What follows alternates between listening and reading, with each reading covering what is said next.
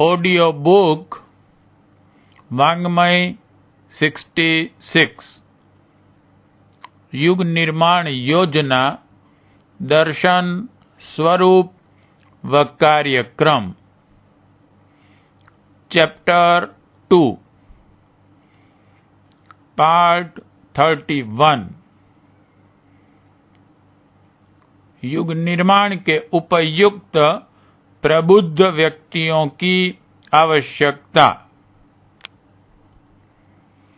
अणु बम बनाने के लिए प्रधानतया यूरेनियम, प्लूटोनियम आदि की आवश्यकता होती है। हैवी वाटर का उस कार्य में बहुत उपयोग होता है। यह पदार्थ जिनके पास पर्याप्त मात्रा में होते हैं वे ही अणुशक्ति उत्पन्न करने और उस प्रकार के आयुध बना सकने में सफल होते हैं। युग निर्माण के लिए ऐसे व्यक्तियों की आवश्यकता होती है जो जन्मजात रूप से संस्कारवान हों। कुसंस्कार तो थोड़ी सी बुरी संगति से उत्पन्न हो जाते हैं, पर सुसंस्कार चिरकालीन साधना से ही विनिर्मित होते हैं। हिंदू धर्म में प्रत्येक व्यक्ति के 16 संस्कार तो समारोह पूर्वक किए जाते हैं और नित्य नैमित्तिक उपासना, स्वाध्याय, व्रत, पर्व, अनुष्ठान, कथा, कीर्तन, सत्संग, देव दर्शन, हवन, तीर्थयात्रा, श्राद्ध आदि के द्वारा यह प्रयत्न निरंतर होते हैं कि व्यक्ति को सुसंस्कारी बनाने की प्रक्रिया बंद न होने पावे। उसका क्रम किसी न किसी प्रकार चलता ही रहे। उपदेशों का महत्व तो बहुत है, पर यह ध्यान रखना चाहिए कि वे सुसंस्कारी व्यक्तियों को ही प्रभावित करते हैं। चिकने घड़े पर पानी की बूंदें ठहरती नहीं। बेंत की बेल विपुल वर्षा होने पर भी फलती फूलती नहीं। आज कथा, वार्ता, प्रवचन, सत्संगों का आयोजन पूर्व काल की अपेक्षा कहीं अधिक होता है, पर सुनने वाले उनका लाभ समय काटने या मनोरंजन करने जितना ही प्राप्त करते हैं।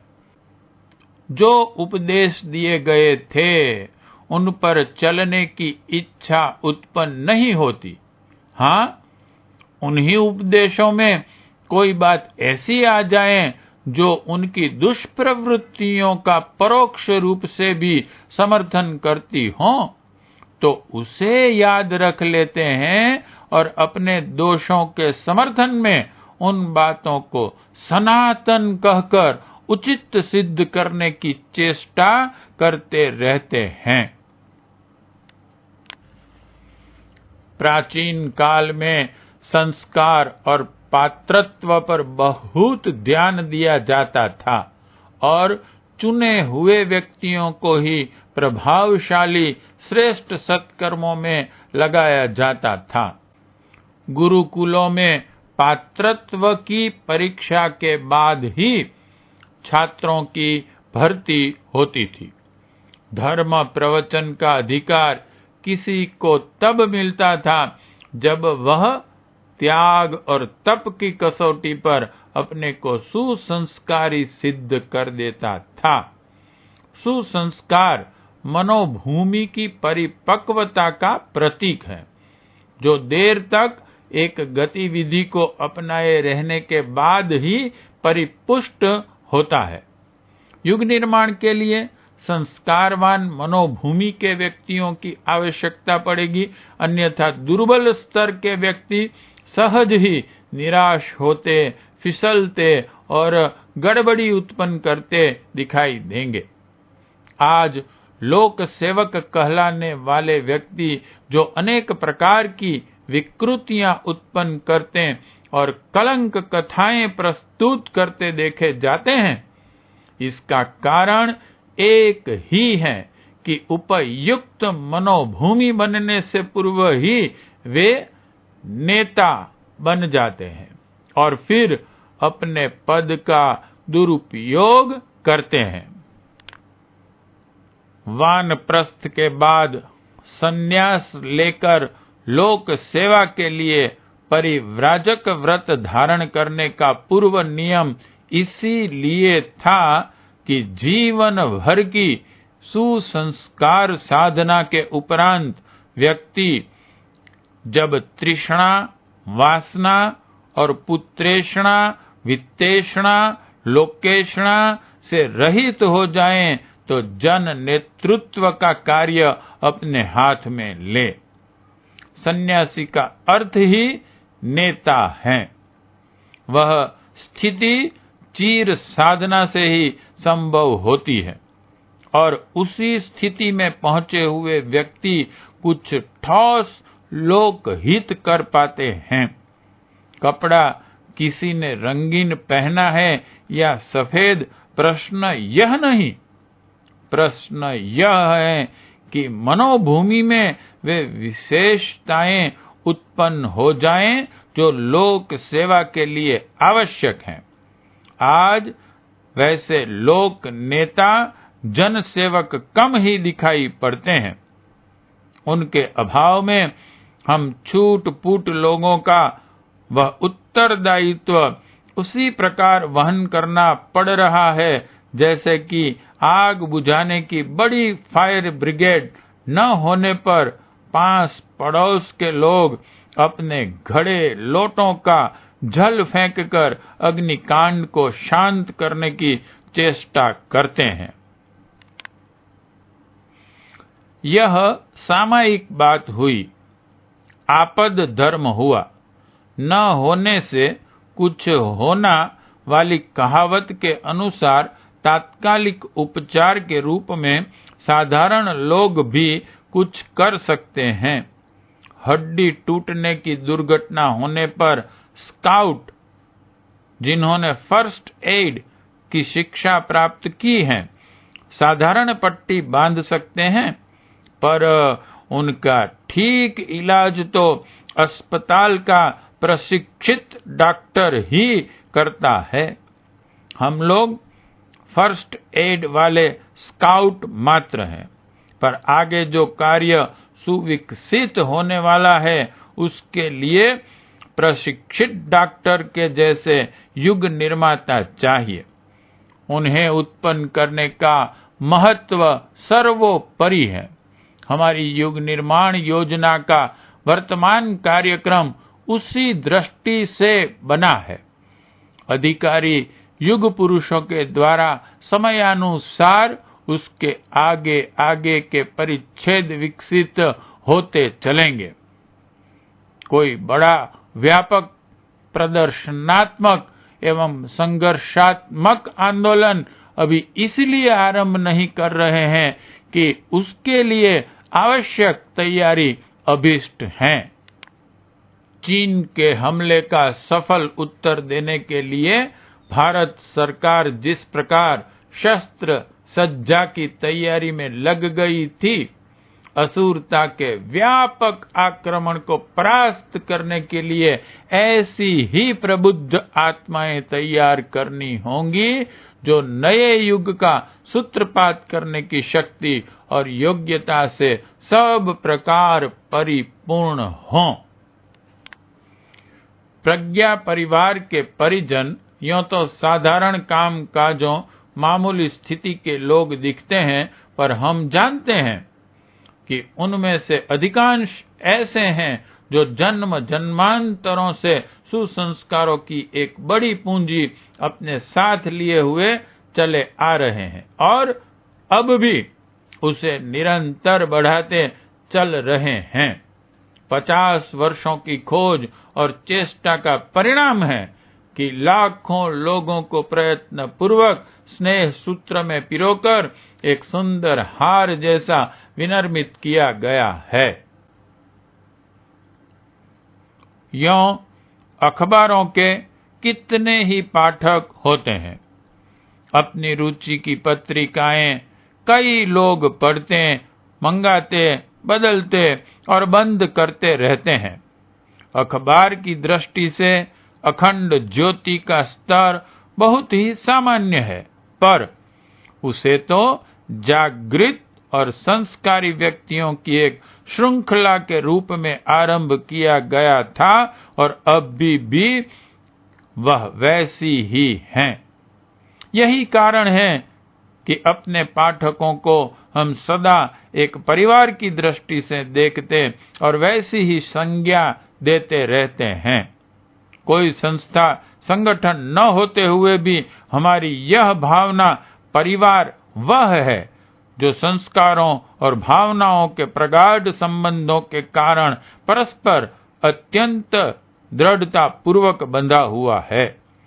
युग निर्माण की प्रथम भूमिका का संपादन करने के लिए हमें अपने इस परिवार में आवश्यक जीवन दिखाई पड़ता है। इसी से आरंभिक कार्यक्रम अपने घर में प्रारंभ किया गया है। पीछे तो इसका विस्तार अपरिमित क्षेत्र में होना है। अगणित व्यक्ति, संगठन, देश और समूह इस योजना को अपने अपने ढंग से कार्यान्वित करेंगे। जिस प्रकार अध्यात्मवाद, साम्यवाद, भौतिकवाद आदि अनेक वाद कोई संस्था नहीं वरन विचारधारा एवं प्रेरणा होती है, व्यक्ति या संगठन इन्हें अपने अपने ढंग से कार्यान्वित करते हैं।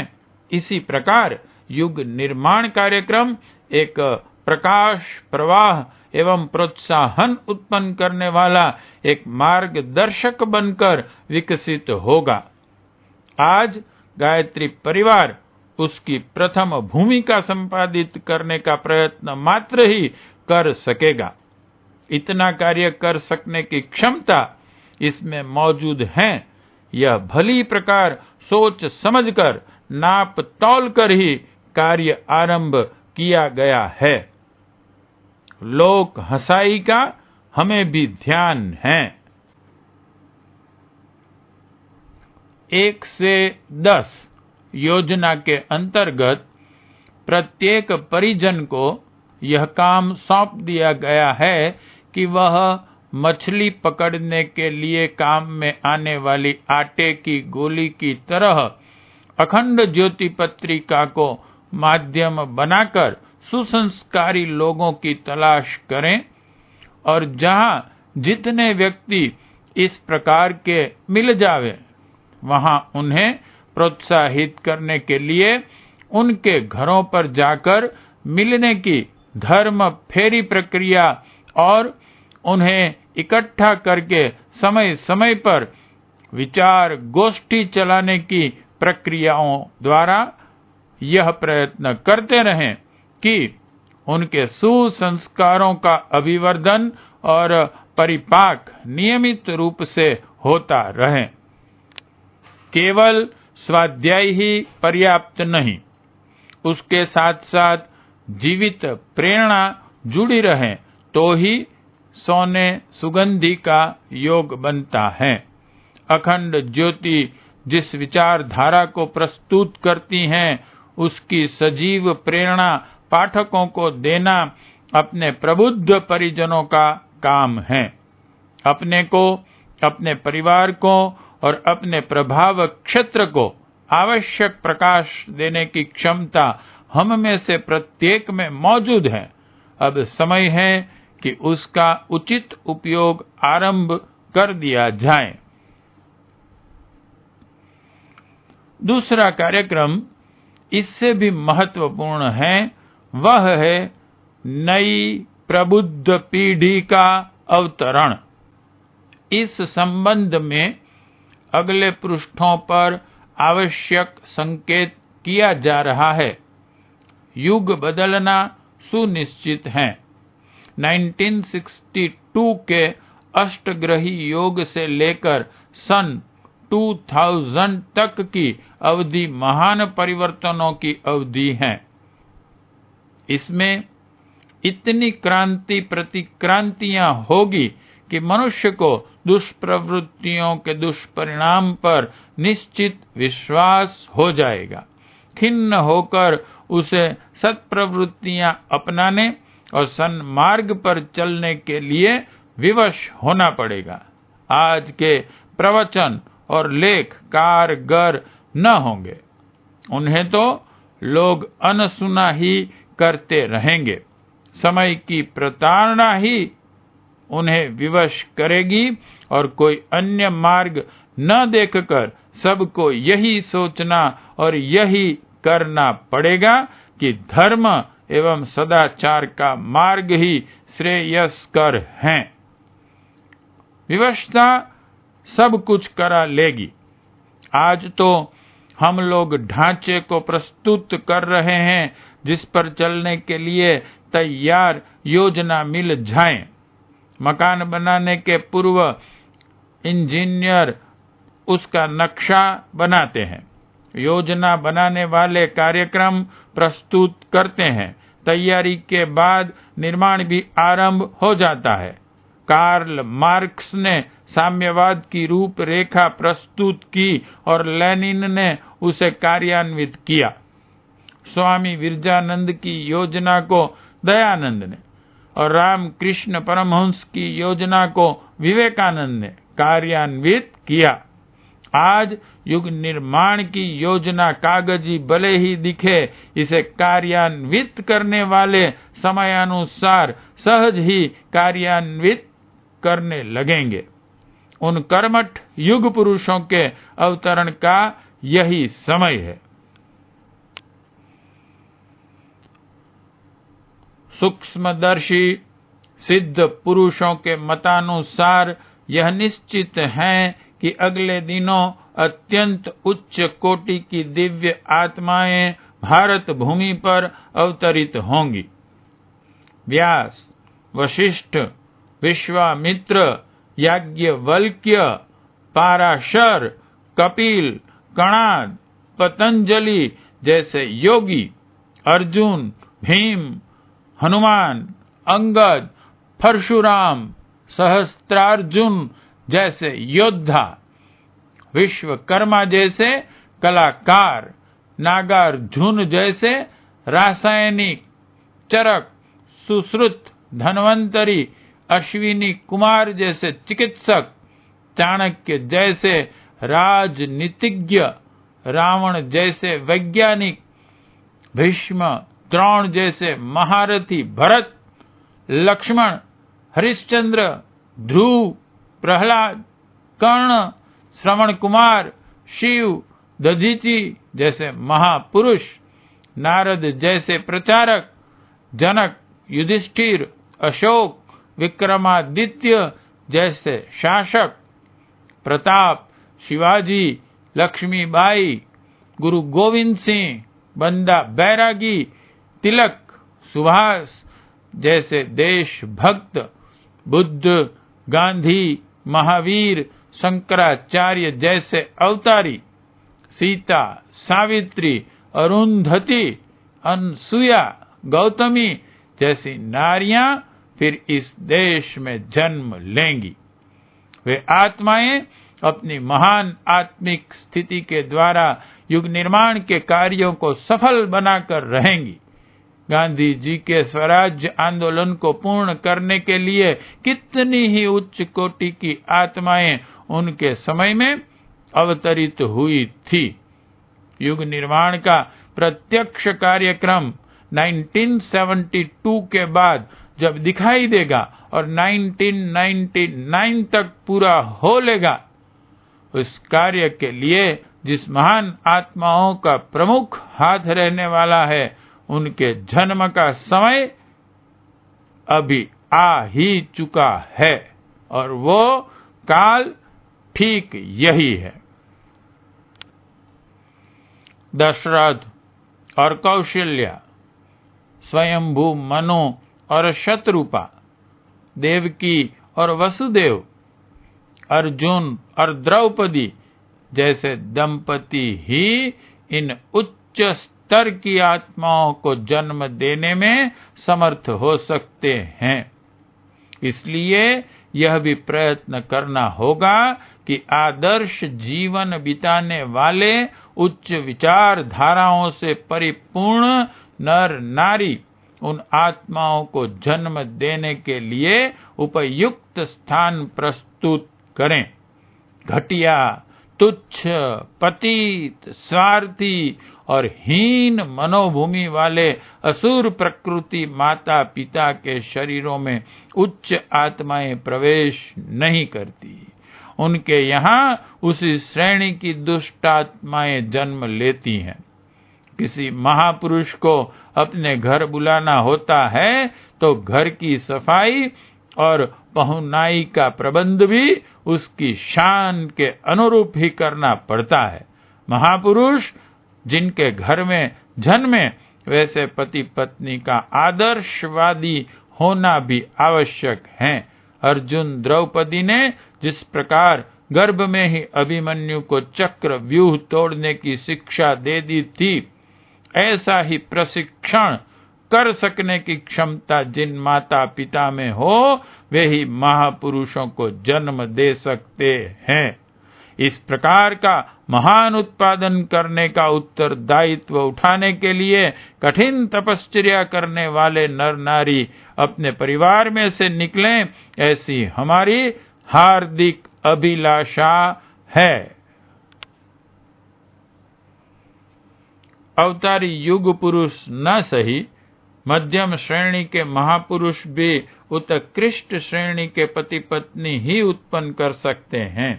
भविष्य में ऐसे संस्कारवान व्यक्तियों की भारी संख्या में आवश्यकता पड़ेगी। राम के साथ प्राण प्रण से अनिति उन्मूलन करने वाले रीछ वानरों की कितनी बड़ी सेना थी। वैसी ही नई सुसंस्कारी पीढ़ी को विनिर्मित करने का कार्य अब आरंभ कर दिया जाना चाहिए। संस्कारवान तेजस्वी बालक उत्पन्न करने का महाअभियान उनके माता पिता को सुसंस्कृत बनाने के कार्य से ही आरंभ किया जा सकता है। आज की पीढ़ी कमजोर मिट्टी की बनी हुई है। माता पिता ने पूर्व तैयारी का निश्चित लक्ष्य लेकर उसे पैदा नहीं किया है और न वैसी दीक्षा, वैसी संस्कृति का लाभ ही उसे मिला है। ऐसी दशा में यदि आज की पीढ़ी दुर्बल मनोभूमि की आदर्शों का भार उठाने में असमर्थ दिखती है तो कुछ आश्चर्य की बात नहीं है। अगली पीढ़ी के लिए हमें ऐसी तैयारी करनी चाहिए जो जन्म के साथ ही उच्च संस्कार साथ लेकर आए। चिकनी मिट्टी के ही अच्छे खिलौने या बर्तन बन सकते हैं। बालू रेत लेकर कोई चतुर कुम्हार भी कुछ बना नहीं पाता। उसका श्रम निरर्थक ही चला जाता है। खराब लोहे से अच्छी मशीनें नहीं बन सकती। इसी प्रकार जन्मजात संस्कारों के बिना वह दृढ़ता नहीं आती जिसके आधार पर युग निर्माण जैसे महान कार्य संपन्न हो सके। किन उपायों से सुसंतति उत्पन्न हो सकती है, यह एक स्वतंत्र विषय है। इस पर हम आगे बहुत कुछ बताने समझाने वाले हैं, पर आवश्यकता इस बात की है उसके लिए आत्मनियंत्रण, आत्मशिक्षण और आत्म विकास के मार्ग चलना पति पत्नी पहले से ही आरंभ कर दें, ताकि उनकी निज की मनोभूमि तो उपयुक्त प्रकार की बन जाए। बालकों का निर्माण आत्म निर्माण के साथ ही आरंभ होता है। दुर्गुणी माता पिता केवल बाहरी प्रशिक्षण के आधार पर संतान को उत्कृष्ट मनोभूमि का नहीं बना सकते। नई पीढ़ी की उत्कृष्टता उसके माता पिता की उत्कृष्टता पर निर्भर रहती है। इसलिए हम में से जो संतान का उत्तरदायित्व उठाने की स्थिति में है, उन्हें अपनी धर्म पत्नियों को अपने अनुरूप मनोभूमिका बनाने के लिए आवश्यक प्रशिक्षण आरंभ करना ही पड़ेगा। जो व्यक्ति पूर्व संस्कारों के कारण आज धर्म रुचि संपन्न दिखाई पड़ते हैं, उन्हें खोजना, संबंध सूत्र में बांधना और स्वाध्याय सत्संग के लाभ से लाभान्वित करना यह प्रथम कार्य है और साथ ही नई पीढ़ी को जन्म देने के लिए तपश्चर्या करने वाले साहसी व्यक्तियों को उपयुक्त तैयारी के लिए प्रेरणा देना दूसरा कार्यक्रम है। इन दोनों को ही उत्साहपूर्वक अपनाया जाना चाहिए ताकि जल्दी ही परिपक्व मनोभूमि वाले सुसंस्कारी युग पुरुषों की एक बड़ी सेना सामने प्रस्तुत दिखाई देने लगे। पार्ट 31 समाप्त।